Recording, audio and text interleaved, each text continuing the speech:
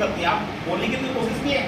खेल विधि का प्रयोग, प्ले मेथड, खेल विधि वह विधि होता है जिसमें शिक्षक खेल खेल के माध्यम से अपनी विषय वस्तु को कंप्लीट करवाता है। फॉर एग्जांपल के लिए आप देखेंगे KG1 क्लास 1 से लेकर क्लास 2 में देखेंगे आप जब ऑब्जर्वेशन करने गए तो आपको मिला होगा स्कूलों में 1 2 टेबल रहता है, 1 2 3 4 जंपिंग एंड टेबल रीडिंग, होता है कि नहीं होता है? तो आप खेल खेल के माध्यम से आप क्या कर रहे हैं? टेबल याद कर रहे हैं। मेरी विधि यहाँ पे इसका प्रयोग किया जाएगा। अगर हम हायर क्लास की अगर हम बात कर रहे हैं तो यहाँ पे टीचर आप देखेंगे खेल खेल के माध्यम से ऐसे कई हमारे करिकुलम में वो चीज शामिल है जिसका उपयोग करके आपको सिखाया जाता है। ठीक है, फॉर एग्जाम्पल के लिए आपका स्पोर्ट्स ले लीजिए। आप स्पोर्ट्स खेलते कि नहीं खेलते हैं? वॉलीबॉल खेलते हैं, खो खो खेल रहे हैं, तो ये खो खो खेलने में भी इसका सीधा संबंध आप सब्जेक्ट से आप रिलेटेड करके बताने की कोशिश कीजिए। दैट मीन्स खेल विधि है। अगला है आपका सुपरविजन मेथड, निरीक्षण या अवलोकन विधि। दैट मीन्स क्या है? इट मीन्स निरीक्षण, सुपरविजन मेथड्स, निरीक्षण या अवलोकन विधि क्या है? इसका भी कक्षा में कहने के इसका प्रयोग किया जाता है। निरीक्षण या अवलोकन विधि वह विधि होती है जिसमें शिक्षक निरीक्षण के माध्यम से या अवलोकन के माध्यम से छात्र की गतिविधियों का पता लगाते हैं, छात्र की एक्टिविटीज का पता लगाते हैं। उसी प्रकार शिक्षक कुछ छात्रों को गोपनीय, मतलब इसको हम बोल सकते हैं कुछ छात्रों को पहले से बोल के, या फिर हम बोल सकते हैं कक्षा प्रतिनिधि को हम बोल दिया जाता है कि आप और आपके जो कोई आपके जो कलीग्स है, जो समूह है, उनका उनके व्यवहार को लेकर के, उनके डिसिप्लिन को लेकर के आप निरीक्षण कीजिए और मुझे इन्फॉर्म कीजिए। तो आपका सुपरविजन और निरीक्षण विधि का मतलब इसमें वही बताया गया है कि कक्षा प्रक्रिया के दौरान यह आपके यहाँ पे भी होता है और इसको आप पूरे कैंपस के बाहर भी आप कहीं भी इसका उपयोग कर सकते हैं। ठीक है, तो इस प्रकार हम इस विधि का उपयोग करके भी छात्रों के ज्ञान में हम वृद्धि बढ़ा सकते हैं और वृद्धि ला सकते हैं। क्लियर? अगला है आपका एक्सपेरिमेंट मेथड, प्रयोगात्मक विधि। ये सबसे ज्यादा कौन से सब्जेक्ट वाले करते हैं इसको? कौन करते हैं? तो ऐसा बोलिए ना, आवाज आती नहीं है। साइंस वाले करते हैं। तो आप लोग क्या करते हैं इसमें? प्रयोगात्मक विधि से क्या फाइंड आउट निकलता है? आउटपुट क्या आता है? प्रयोगात्मक विधि वह विधि है जिसमें टीचर्स विद्यालय वातावरण में या इन द क्लासरूम या इन द लेबोरेटरीज आप बोल सकते हैं, इसमें वह उस विषय वस्तु से रिलेटेड एक्सपेरिमेंट करता है। एक्सपेरिमेंट करता है जैसे मनुष्य के शरीर में जो भी है, इसका मनुष्य के शरीर में जो भी अगर हमको हलचल पता करना है या रिएक्शन पता करना है तो साइंस वाले क्या करते हैं? उसका प्रयोग किस पे करते हैं? क्या डायरेक्ट मनुष्य पे करते हैं कि चूहे पे करेंगे? किस पे करते हैं? मेढक चूहे पे आप उसका एक्सपेरिमेंट करते हैं, देन उसको इम्प्लीमेंट किस में करते हैं? आप इम्प्लाई मनुष्य में करते हैं। इसी के आधार पे एक्सपेरिमेंट विधि के आधार पे ही विभिन्न प्रकार की दवाएं इत्यादि सब बनाई जाती है। एक्सपेरिमेंट के आधार पे ही किसी व्यक्ति या किसी जानवर, जो भी आप ले लीजिए, किसी व्यक्ति के व्यवहार का हम पता लगाते हैं इसी के माध्यम से। क्लियर हुआ? इसके बाद में आपका अगला है क्रियात्मक विधि, एक्टिविटी मेथड। क्या आप एक्टिविटी मेथड के माध्यम से विषय वस्तु को क्लियर करते हैं? क्या है? What is activities method? क्रियात्मक विधि क्या है? क्या है क्रियात्मक विधि? क्या है एक्टिविटीज मेथड? क्या है? एनीबॉडी, कोई भी बता सकते हैं, जो आपको मालूम है कोई बताइए, कोई नहीं करती क्या है?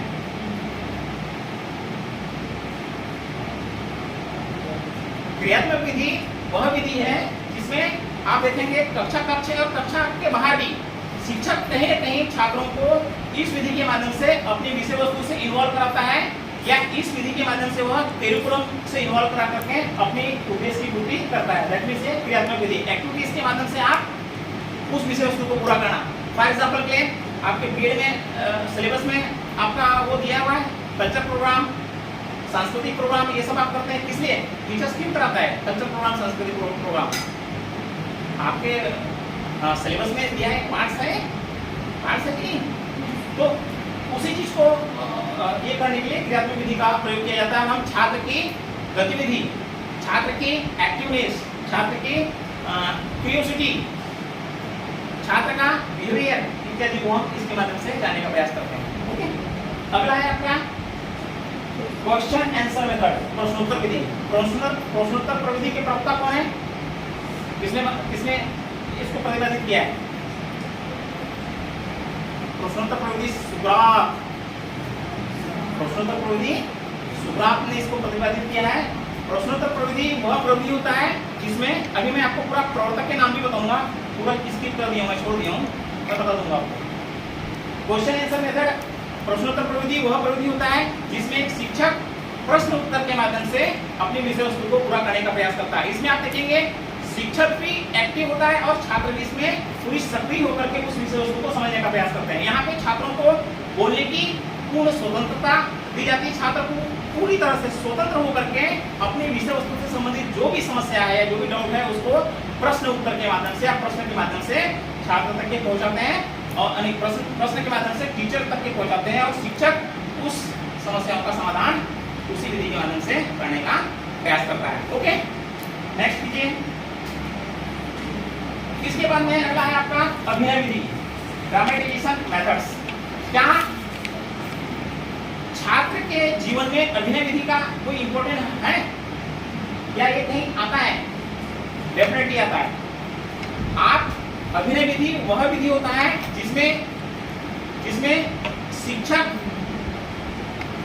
एक कक्ष में, अगर हम छोटी कक्षा की बात करते हैं तो शिक्षक स्वयं किसी विषय वस्तु को लेकर के अभिनय करके उसको रोल प्ले करता है।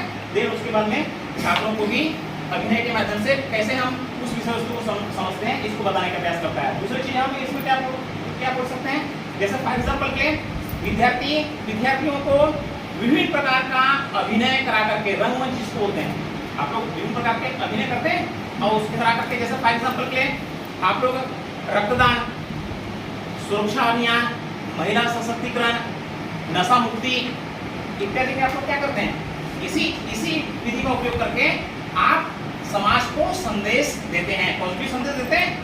क्लियर? अगला है आपका रैपिंग मेथड, गायन विधि।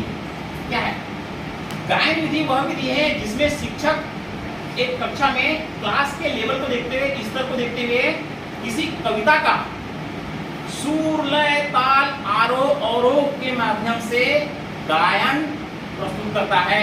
इसको ही हम गायन विधि बोलते हैं, गा करके। क्लियर? तो यहाँ पे भी आप देखेंगे कहीं ना कहीं छात्र का इसमें विभिन्न पहलुओं का विकास होता है। क्लियर?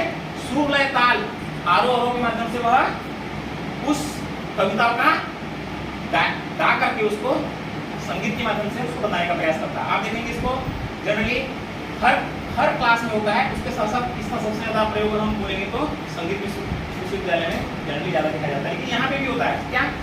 क्या हिंदी के टीचर्स इसका उपयोग करते नहीं है? डेफिनेटली करते हैं।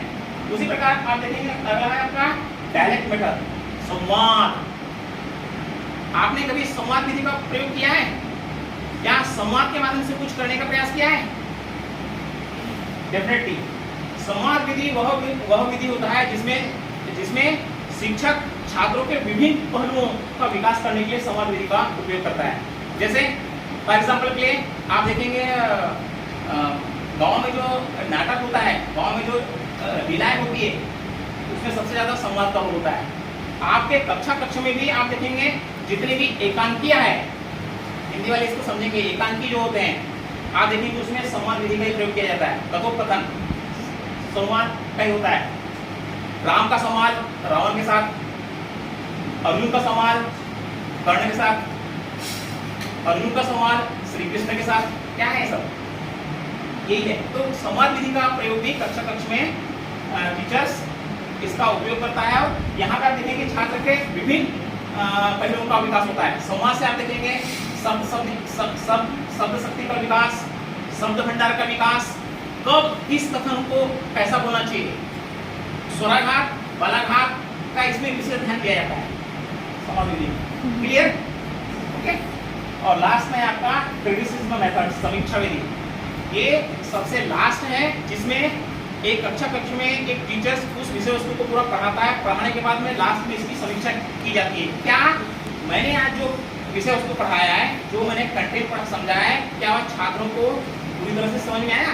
कितने प्रतिशत छात्रों ने उसको समझा, कितने प्रतिशत छात्रों ने नहीं समझा, इसकी समीक्षा करना। या फिर अगर वो कविता है या गद्य जो भी है, या आपके साइंस में भी ले लीजिए, कोई भी सब्जेक्ट में ले लीजिए, तो जो पढ़ाया गया है उसका क्या क्या निष्कर्ष निकला, ये आपकी समीक्षा विधि में आती है, जिसमें क्रिटिसिज्म, आलोचना या समीक्षा जिसको बोलते हैं, की जाती है कि क्या कमी रहेगी। ओके, तो इसका भी कहने की कक्षा में इसका टीचर्स अपनी आवश्यकता के अनुसार इसका उपयोग करता है और उसको पूरा करने का प्रयास करता है। नेक्स्ट कीजिए। Thank you so much, have a nice day. आपका जीवन सफल हो।